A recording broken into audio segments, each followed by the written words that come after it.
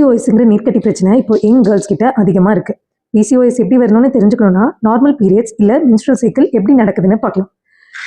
இப்போது இது நம்ம கர்ப்பப்பை, இது கர்ப்பப்பை வாய், வெஜைனா, எய்தர் சைட்ஸில் டியூப்ஸு, அதுக்கு கீழே கருமுட்டை என்கிற ஓவரிஸ் இருக்கும். பீரியட்ஸ் ஆன செகண்ட் டே ஆர் தேர்ட் டேலேருந்து இந்த ஓவரிஸில் நார்மலாகவே 2 சைட்லேயும் 5 to 10ன்னு ரொம்ப ரொம்ப சின்னதாக நீர்க்கட்டி இருக்கும். இந்த நீர்க்கட்டியை நம்ம ஃபாலிக்கிள்னு சொல்லுவோம். பை டே 10 வரப்போ இந்த ஃபாலிக்கிளில் அவங்களுக்குள்ளேயே ஒரு லீடர் மாதிரி ஒன்று செலக்ட் பண்ணுவாங்க. அது மட்டும் பெருசாகும். அது 18 to 20 mm சைஸுன்னு ஆகிறப்போ அந்த ஃபாலிக்கிள் தானாகவே ரப்சர் ஆகி அதிலிருந்து நம்மளுக்கு கண்ணுக்கே தெரியாத எக்கு ரிலீஸ் ஆகும். ஓவரீஸில் இந்த மாற்றங்கள் ஈஸ்ட்ரஜன் அண்ட் ப்ரொஜெஸ்ட்ரானுங்கிற 2 ஹார்மோன்ஸ்னால நடக்கும்.